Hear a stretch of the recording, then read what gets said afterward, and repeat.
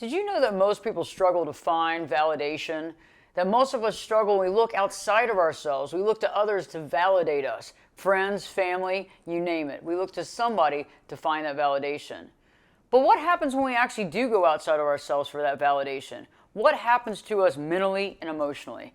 In today's video, I'm going to explain exactly what happens when we do look outside of ourselves for validation, and then on the next video after that, solutions on ways to offset this, because this is something very challenging to many of us, and it's something that I had to work through myself.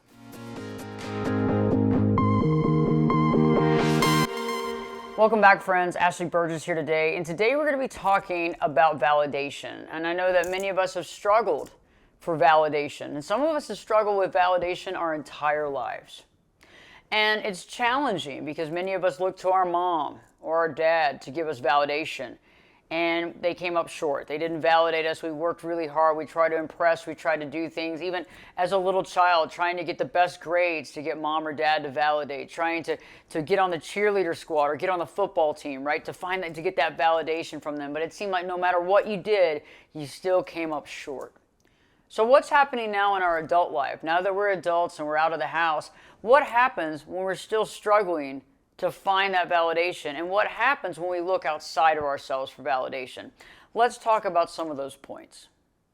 The first thing that happens when we look outside of ourselves for validation is that for the most part, most of the people that we're looking to validate us can't even validate or don't even know how to validate themselves. And so because they can't even validate themselves, there's no way that they can actually validate us. So we're looking to someone to do something for us that they can't do for themselves. The second thing that comes from this is that because we're not getting the validation, we begin to feel worse about our lives. We begin to feel worse about ourselves because we need that validation to feel better and to feel good about ourselves. And so we start beating ourselves up. We start getting more and more angry or upset with ourselves because we feel like we're not good enough. So it creates this cycle pattern. The next indication is that we find ourselves chasing that person, chasing that validation because it's elusive. It's hard to get. We can't attain it. We want it so bad. We know we can get it. And so by knowing that we want to get it, we want to do things to try to get this person to see the value, right? And so oftentimes we find ourselves trying to impress the person or even doing things that maybe we don't want to do, or maybe even paying for things or doing things like that we can't even afford. So we put ourselves in a situation where we create more negativity in our life just to try to get that person to see our value. The next indication is that we feel as though these people have power over us. We feel powerless. We're doing all these things trying to get them to see our value. We're doing these things to try to impress them, and it doesn't seem to be working. We feel as though they're holding back from us. We feel as though they're holding that validation away from us, so we can't get that. And we almost feel as though they know that they're doing it. And it can feel as though that person is being passive-aggressive in nature, when if you think about it in reality, I don't even know if the person really even thinks that we're looking for validation. And because remember, they might not even know how to do it for themselves. They have no idea how to generate that. So we keep giving more and more and coming up with nothing.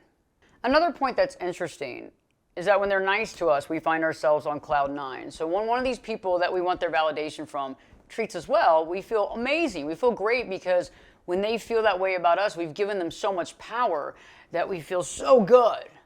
However, we've given them so much power over that validation process that when they are even dismissive of us or even ignore us, it can break us down. Just their actions and their attitudes can determine our mood and our emotional stability because we've given them so much power over us because we want their validation so bad. And lastly, but obviously not least, is the main point, right? Is that validation comes from within.